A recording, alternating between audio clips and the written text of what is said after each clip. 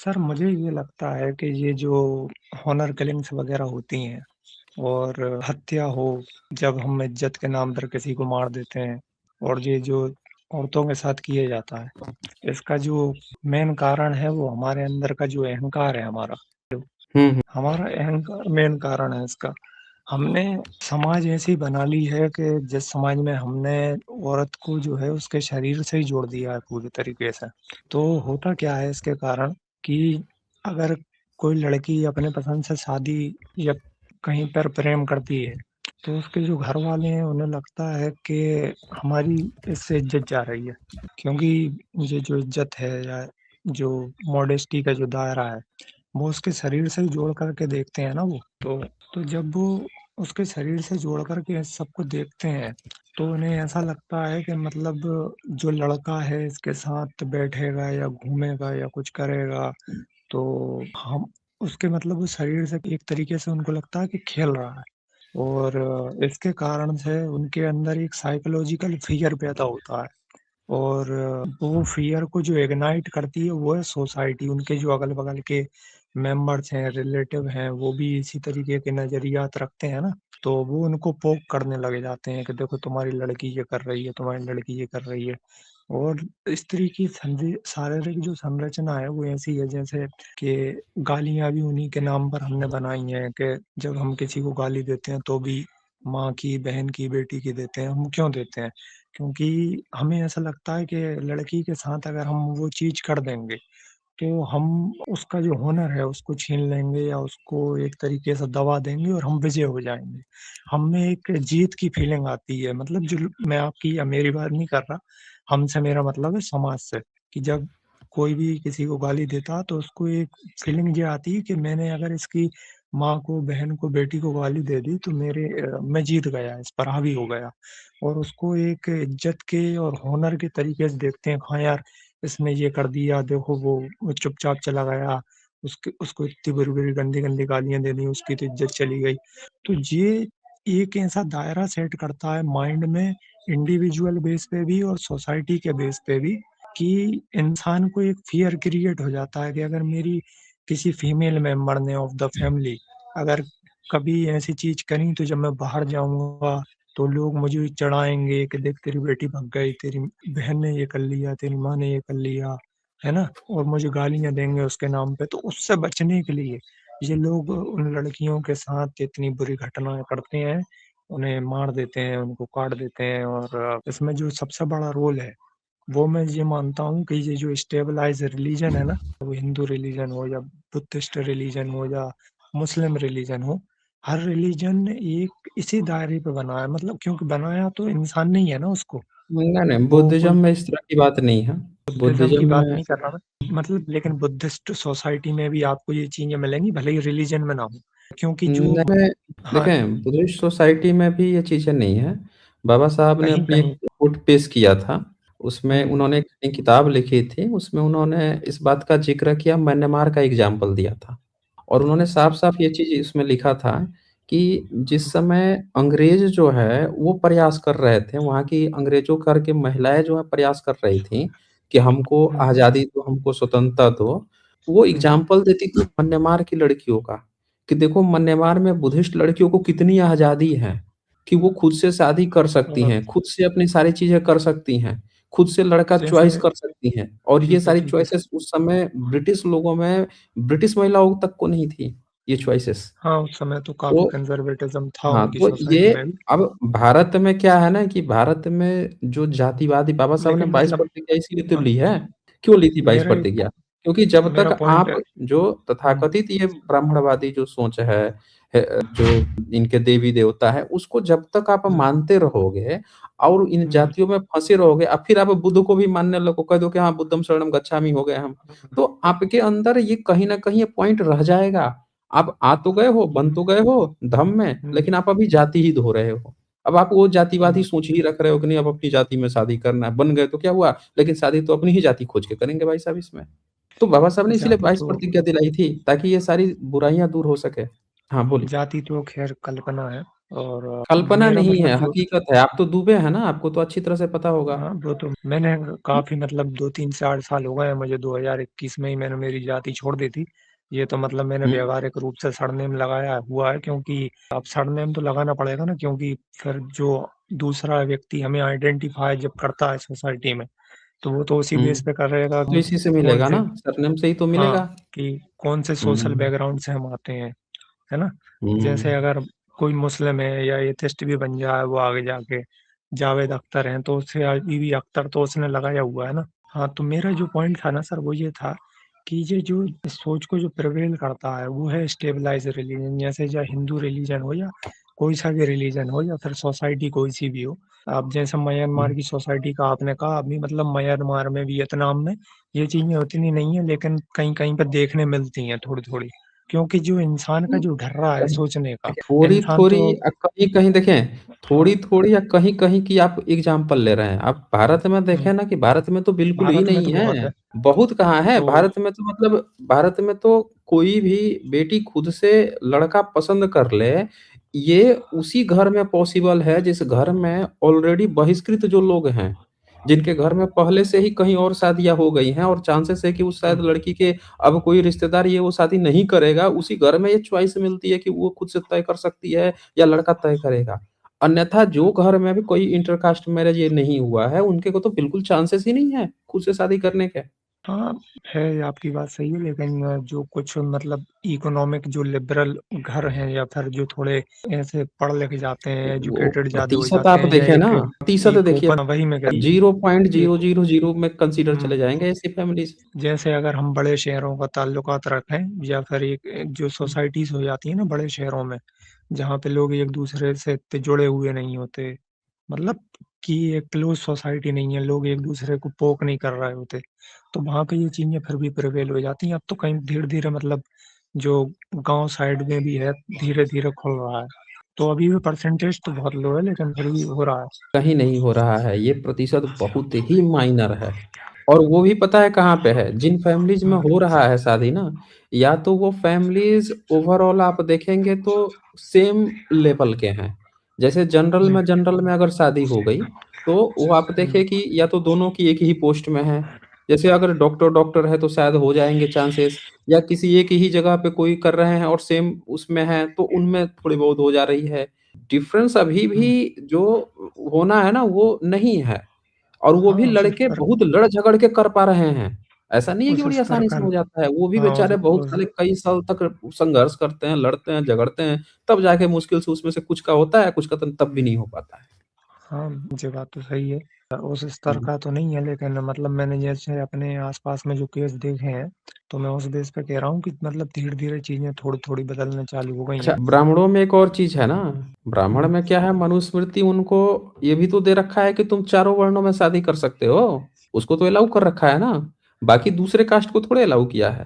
भाई क्षत्रिय हाँ, को तो नहीं अलाउ किया है कि तुम ब्राह्मणी से शादी कर सकते हो, वैश्य को तो नहीं अलाउ किया है कि तुम क्षत्राणी और वो ब्राह्मणी से कर सकते हो, और शूद्र को तो हुँ, ऊपर के 3 वर्ण की किसी लड़की से ही अलाउ नहीं किया है। आप ये भी तो देखो, ऑनर किलिंग के केसेस इसी केसेस में तो और आते हैं। जिसको अलाउ कर हुँ, रखा है, ब्राह्मण को अलाउ कर रखा है तो ब्राह्मण कर भी लेगा किसी से, किसी क्षत्राणी से कर लिया, किसी वैश्या से कर लिया या किसी शूद्राणी से कर लिया, तो ब्राह्मण लोग चलो हाँ, इधर-उधर कर-कुर के हाँ, चलो करके खींच लेंगे, क्योंकि चलो कम से कम मनुस्मृति का नियम भी तो फॉलो हो रहा है ना, तो उसको तब नहीं भी सर कंसिडर कर लेंगे। लेकिन इसमें जो मेन बात है ए ना, एक एक वो असल दिक्कत होती है ना, मैं बता रहा हूँ, असल दिक्कत क्या है, जिस जो नियम इन्होंने बना रखे हैं कि शूद्र कर ही नहीं सकता, वो जब करता है ऊपर के 3 वर्णों में किसी लड़की से, तो सबसे ज़्यादा प्रॉब्लम दर्द उठता है। चक्कर ये है। जो मेन दिक्कत है ना, मतलब जैसे हुँ। अगर आप अब मनुस्मृति का कह रहे हैं, तो मनुस्मृति तो मतलब मैं आपको बता रहा हूँ कि 99% ब्राह्मण घरों में मिलेगी ही नहीं। तो मनुस्मृति तो वो खैर कैसी बहुत किताब कैसे मिलेगी? उन्होंने तो बता रखा है ना, हज़ारों पीढ़ी दर पीढ़ी लेके आते हैं। 1000 जो वो और पहले के तो में भी अगर आप मेरी हिस्ट्री बात को समझें, देखोगे, भई तो ढाई ब्राह्मणों के हज़ार घर साल में से किताब मनुस्मृति में फॉलो मनुस्मृति कभी भी किताब में लिख के रखने की परंपरा ब्राह्मणों में नहीं है। वो उनके दिमाग में है, उनके ज़ेहन में है कि हमको इसी तरह से चीज़ें फ़ॉलो करनी है। अच्छा बता दीजिए, कितने ब्राह्मण परिवार हैं जो बच्चे का जनेऊ नहीं करवाते हैं? मेरे जो मैं आपको रिलेटिव बताऊँ तो उसमें से शायद किसी का भी नहीं हुआ है। ठीक है, किसी का भी नहीं हुआ है, बहुत बढ़िया। मेरा भी शादी नहीं हुआ। होता है तो जनेऊ होता है कि नहीं होता है? शायद शादी में होता है। शादी में होता है। जनेऊ जो शायद प्रथा है शादी में वो होता बिना है। जनेऊ कराए शादी हो ही नहीं सकता। पहले क्या होता तो था ना, बाल विवाह होता था। कि जो 8 साल में, 9 साल में, 10 साल में जब बाल विवाह होता था, तभी जनेऊ भी हो जाती थी। और अब जो क्या है जनेऊ कि की जो उम्र बढ़ प्रथा गई। है, ये तो अब बढ़ क्षत्रियों गई में और उम्र, 1 मिनट, दूसरे 1 वर्णों में मिनट, भी। मेरी बात समझे ना, अब उम्र बढ़ के 21 ईयर्स हो गई है। तो अब हम्म। क्या करते हैं कि अब बचपन में नहीं जनेऊ कराया ना, तो सीधे शादी के समय जो शादी होनी है फिर से जनेऊ करा देते हैं। तो रूप बदला है, शायद। परंपरा उनकी नहीं बदली है। जनेऊ कराना नहीं हम्म। छोड़ते। तो ये जो जनेऊ है ये तो मतलब एक सामाजिक ऐसी परंपरा है ना, जो शादी में या जन्म के लिए वो किस तरीके से देखते हैं उसे, कि ये जरूरी है, संस्कार है एक टाइप का। तो जनेऊ का जातिवाद से तो कोई लेना देना है नहीं। जनेऊ ही तो जातिवाद है, जनेऊ जैसे जातिवाद उसको बोलते हैं ना। कर्ण 16 जनेऊ से ही संस्कार जातिवाद इनमें शुरू। हुए हैं। अगर जनेऊ से जातिवाद नहीं है, तो आप सारे हम्म। ब्राह्मणों को कह दीजिए कि सारे ब्राह्मण जनेऊ उतार दें। हम मान लेंगे कि हाँ भैया जनेऊ से नहीं है, ब्राह्मण उतारेगा ही नहीं जनेऊ। नहीं, मैं बताता हूँ आपको। कोई ब्राह्मण जनेऊ उसमें नहीं जो उतारने वाला। उसमें ये जो मंदिर में पूजा वगैरह ये लोग करते हैं, तो ये उसके रिवाज के तहत ये मैं संस्कार शायद होता है कि मैं जो अच्छे पूजा अच्छे करेगा ना करेगा, या मेडिकल, पंडित बनेगा देखिए, या पुजारी अच्छे बनेगा, उसके अच्छे लिए ये मेडिकल जरूरी। में, अच्छे अच्छे हम्म। मेडिकल कॉलेजेस से लेके आईआईटीज तक में, आईएम तक के ब्राह्मण को मैंने देखा है कान में लगा के और मूत्र हम्म। विसर्जन करते हुए। आप जाइए देखिए, कभी वॉशरूम वगैरह में जाएंगे, कान में लगा लेगा भाई साहब। आप सोचोगे इतनी बड़ी संस्थान में पढ़ लिख के आया होगा बंदा, आप देखोगे जनेऊ निकाल के कान में लगा रहा है।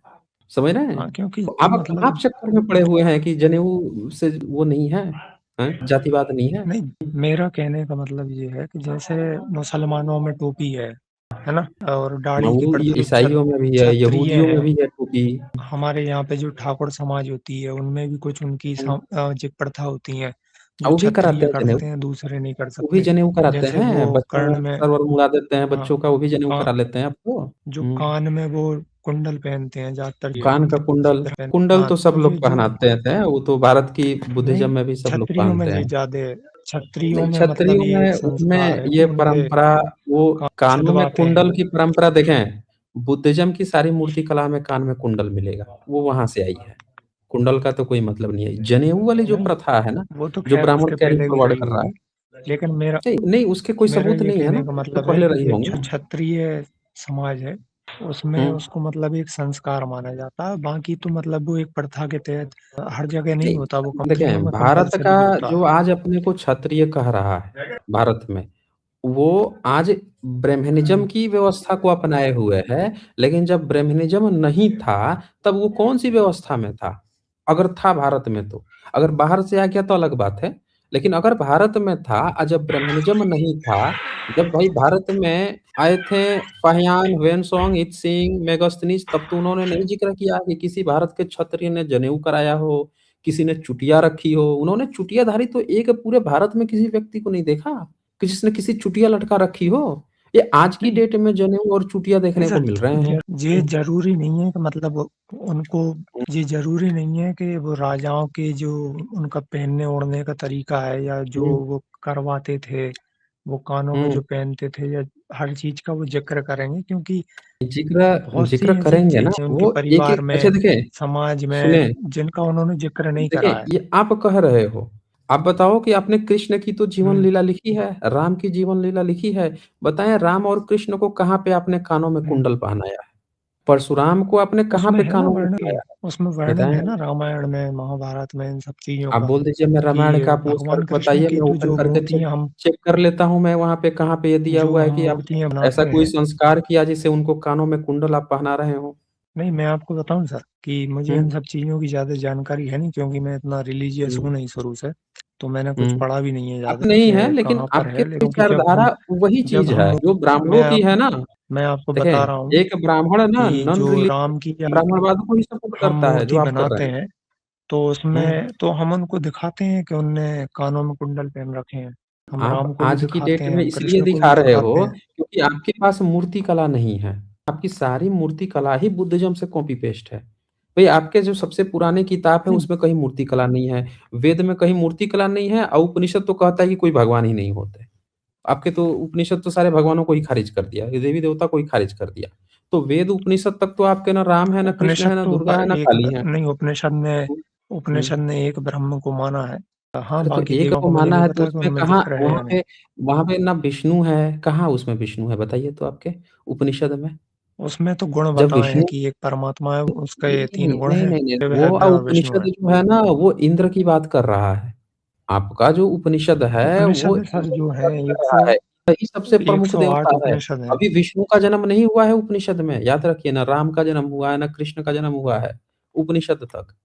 तो 108 आपके उपनिषद हैं और उनमें से 14 हैं मुख्य। 108 उपनिषद है तो उपनिषद उसमें भी अल्लाह तो उप वेदों से ही लिए उसमें गए हैं अल्लाह ना। उपनिषद भी है। अल्लाह उपनिषद भी तो है 108 में। वो अल्लाह उपनिषद तो अभी लिखा ना तो 108 में कैसे मुसलमानों आप के कह टाइम रहे पे। हैं? फिर कहिए कि आपके सिर्फ़ 13 उपनिषद हैं।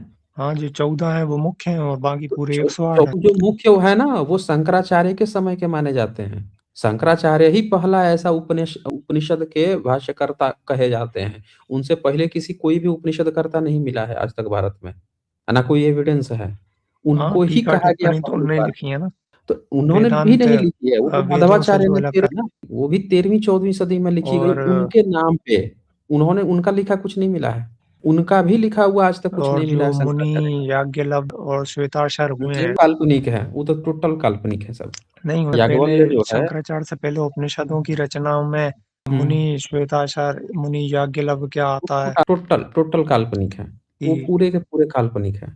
एक बात बताइए, याज्ञवल्क्य नहीं, वो मुनि का आप नाम काल्पनिक ले तो नहीं है सर, क्योंकि रहे हैं। एक बात बताइए, आप याज्ञवल्क्य का हुँ, नाम ले रहे हैं ना? तो याज्ञवल्क्य ने तो कहीं आपके नाम ही नहीं लिया हुँ, हुँ। उनका, किसी राम का, कृष्ण का, राम, कृष्ण, दुर्गा, काली, ऐसे उन्होंने किसी का नाम ही उपनिषद नहीं लिखे लिया। हैं ना। उपनिषद अरे भाई कह रहा हूँ कि उपनिषद की जो आपके ऋषि विचारधारा, को जैसे अष्टावक्र की आपको ये पता मेरी होना बात चाहिए सुनिए। था ना, अष्टावक्र आपके की ऋषि को तो हुँ, अष्टावक्र गीता है। वो राजा जनक से बात कर रहे हो, पूरी अष्टावक्र गीता कब? में राम का कहीं कब? जिक्र नहीं है, तो उसमें उसके कब? बारे में ये थोड़ी कह सकते हैं कि अष्टावक्र के टाइम पे राम नहीं होंगे, क्योंकि वो बात ही जनक नहीं, नहीं, से कर नहीं, रहा है। अभी अभी भी मेरी आप बात नहीं समझे। राजा जनक जो है, वो हम्म, आपका किरदार नहीं है। आपने रामायण लिखा, रामायण में उसको साइड से चेप लिया जनक को, कि भई सीता को आपको उसमें इन्वॉल्व करना था, तो आपने क्या कहा कि हल चला रहे थे, तो उनको जो है ज़मीन से एक कलश मिल गया।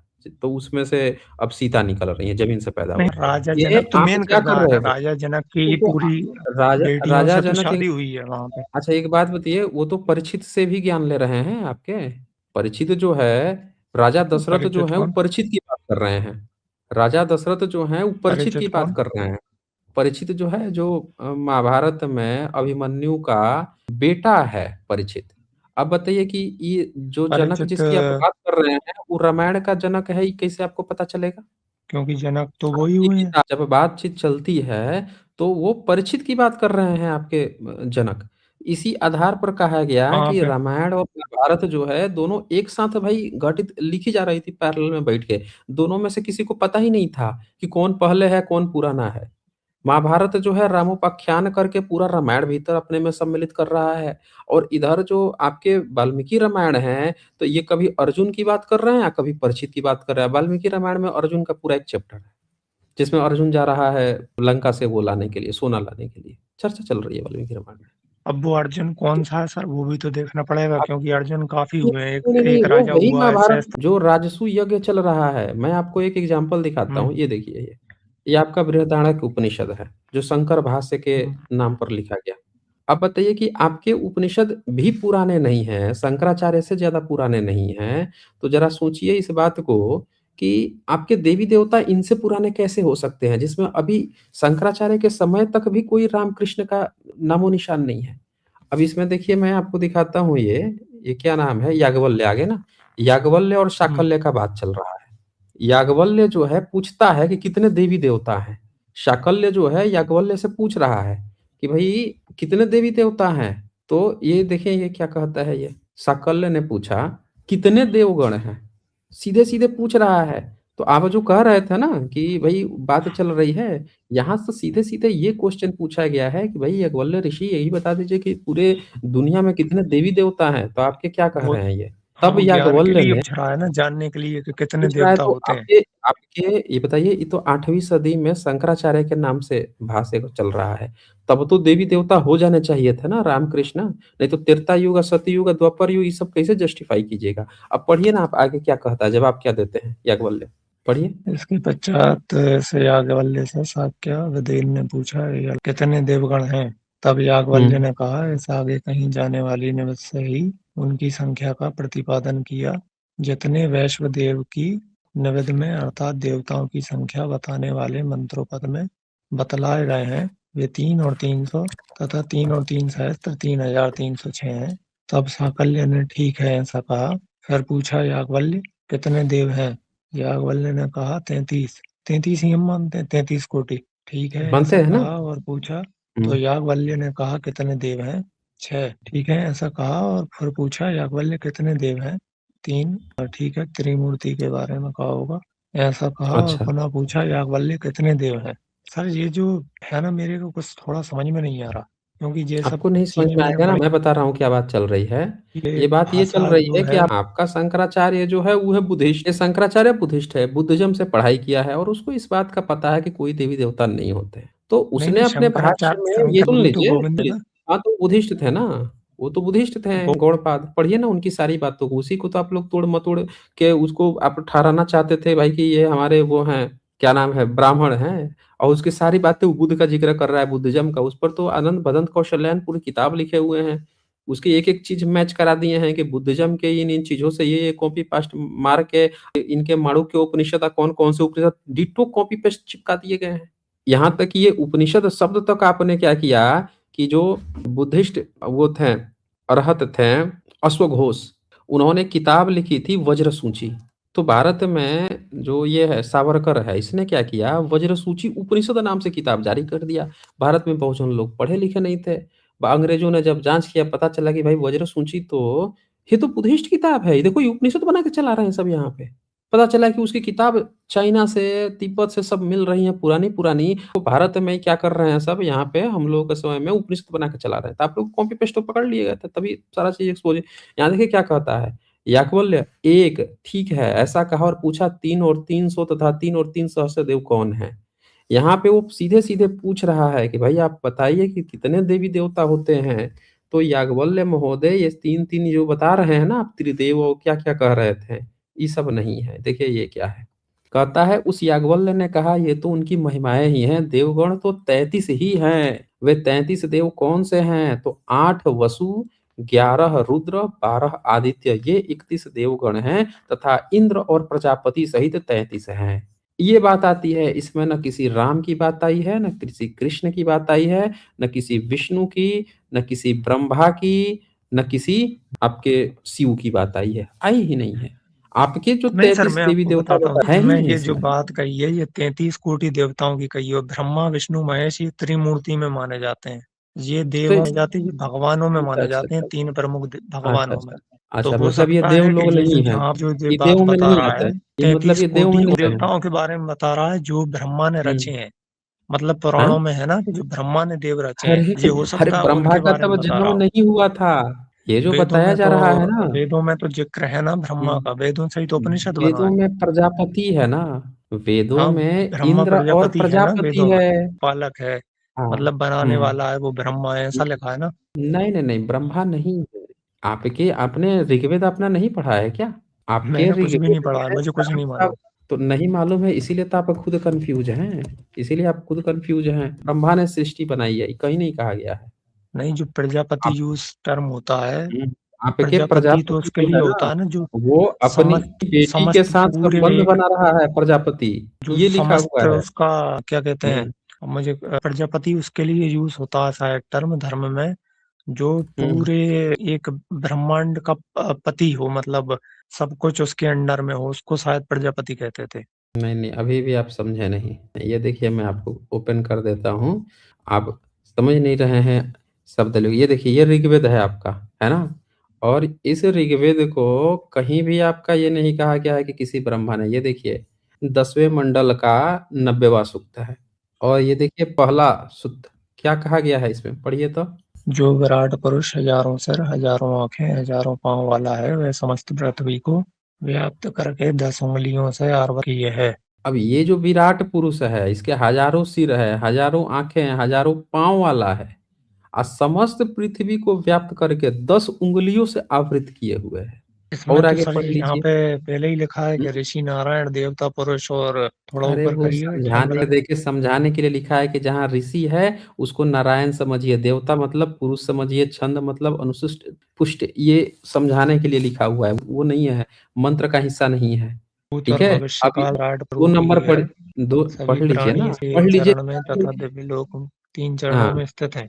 3 चरणों में स्थित है विराट ना। पुरुष संसार से भी बड़ा है, वह सविनाशी जीव हम्म। जगत का भी स्वामी है। हाँ, अनुनादि अविनाशी जीव और जगत का भी स्वामी है, मतलब सारे जीवों का और जगत का स्वामी है कौन? ये विराट पुरुष। आगे पढ़िए तो। तो विराट पुरुष किसको कहा है हम्म। इसमें, ब्रह्म को? आप ब्रह्मा नहीं है आपका ये विराट पुरुष? इसके नहीं, जो हजारों सर है, हजारों आंखें हैं। आपके ब्रह्मा के तो आपने 4 ही बनाए हैं। इसकी नहीं नहीं, हजारों आंखें, हजारों सिर, इसमें जो हजारों पैर संदर्भ, हैं। इसमें संदर्भ क्या है? हजारों सिर हजारों आंखें मतलब समझाने के लिए बताया है कि जैसे हम पर कहते हैं भगवान आप के आगे हजारों हाथ हैं, तो पढ़िए हम तो। मतलब उसको हाँ, साकार रूप में नहीं हाँ। कह रहे होते कि भगवान के वाकई में अच्छा एक बात हजारों हाथ हैं। बताइए, ये अभी सब तो में पीढ़ी कह दर रहे होते पीढ़ी हैं। ढो के लाए हैं ना ब्राह्मण, तो ब्राह्मणों को तो पता होगा ना कि भैया ये ब्रह्मा था। जब हर जगह ब्रह्मा ब्रह्मा लिख रहे थे तो इसमें भी ब्रह्मा लिख देते। सर मैं ये ये कह रहा विराट हूँ कि पुरुष ही क्यों लिख रहे हैं? और हर ये जगह जो जहाँ पे रिलीजन चार है चार ना, सिर लिखे हैं, 4 सर, तो यहाँ पे 1000 सिर 1000 आंख काहे लिख दिए हैं? नहीं मैं आपसे ये कह रहा था सर हम्म। कि मेरे को है ना ये रिलीजन मतलब ये सब अभी थोड़ा इतना देखिए, ज्ञान है नहीं, तो इस पे तो मैं आपसे कर नहीं ज्ञान है ना, पाऊंगा अभी। आपको नहीं ज्ञान है, लेकिन आप तो क्या कर रहे हैं ना, उसको जस्टिफाई कर रहे हैं। आप क्या जस्टिफाई कर नहीं रहे हैं, समझने आपको की वो कोशिश कर एक रहा हूँ मिनट। कि किस नहीं तरीके नहीं, से उसको। कर रहे हैं, लेकिन वो जस्टिफिकेशन सही नहीं बैठ रहा ना।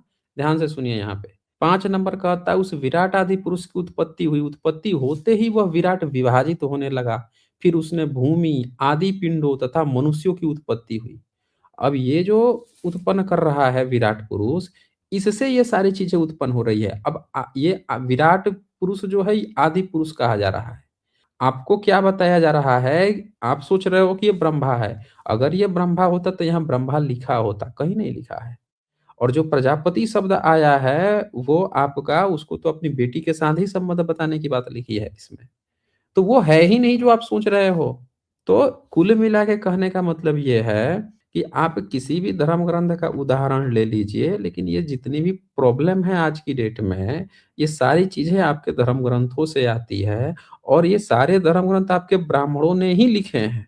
इंटरकास्ट मैरिज चाहे मनुस्मृति के माध्यम से थोपा, या किसी भी धर्म ग्रंथ के माध्यम से थोपा, या वेद जो है ये आप पीढ़ी दर पीढ़ी ढो के ला रहे हैं, या कुछ भी कर रहे हैं, XYZ कर रहे हैं। आप लोगों ने प्रॉब्लम दी है समाज को, आपने दुनिया को ये समझा दिया कि देखो धर्म के तो हम रक्षक हैं। आपने जितनी धार्मिक किताबें लिखी उसमें भी आपने ये दिखाया कि ईश्वर ने हमको दिया, लोगों ने आपकी बात पे बिलीव किया, आप पे बिलीव कर लिया, आपकी बात को मान लिया कि आप जो कह रहे हो वही ईश्वर ने भी कहा है। आपने वही धर्म ग्रंथ में भी लिख दिया, लोग जातिवाद भी फॉलो करने लगे, लोग आपको ही बुला के अपना जो है शादी विवाह भी कराने लगे। आप ही की तो बात चल रही है। तो कहीं न कहीं अगर समाज को सुधार करना है तो आपको तो बदलना पड़ेगा। अब आप लोग क्या कर रहे हो, ब्राह्मण क्या कर रहा है कि ब्राह्मण समाज को सुधारने की बजाय जो प्रथा वो चला रखा है या उसके पुरखों ने चला रखा है, भले ही वो गलत प्रथा है, तो वो इस बात को मानने को ही तैयार नहीं है कि गलत प्रथा है। क्या करता है, अपने को कह देगा कि हम एथिस्ट बन गए हैं, या कहेगा हम रिलीजियस अब नहीं हैं, लेकिन फिर भी उसी चीज़ को जस्टिफाई कर रहा है जो कि आप भी कर रहे हो अभी बिंदु पे। तो इसी प्रॉब्लम के कारण भारत में ये प्रॉब्लम है। और इसी कारण से भारत के लोग जो हैं ब्राह्मणों पे बिलीव करना, उसकी किताबों पे बिलीव करना धीरे-धीरे छोड़ देंगे। और जब तक वो नहीं छोड़ेंगे तब तक समाज में सुधार नहीं होना है। बाबा साहब भी यही कहे थे। इसीलिए उन्होंने एनिहिलेशन ऑफ कास्ट में ब्राह्मणिकल ग्रंथ को उड़ा देने की बात कही थी। इसीलिए कही थी क्योंकि ब्राह्मणिज़्म में सुधार की कोई संभावना नहीं है। चाहे वो रिलीजियस बने, एथ बने, कुछ भी बने, वो क्या कर रहा है, जस्टिफाई करने की ही तो कोशिश कर रहा है। अब कुछ लोग एक्सेप्शंस हैं तो हैं। चलें, बहुत समय दिया मैंने आपको।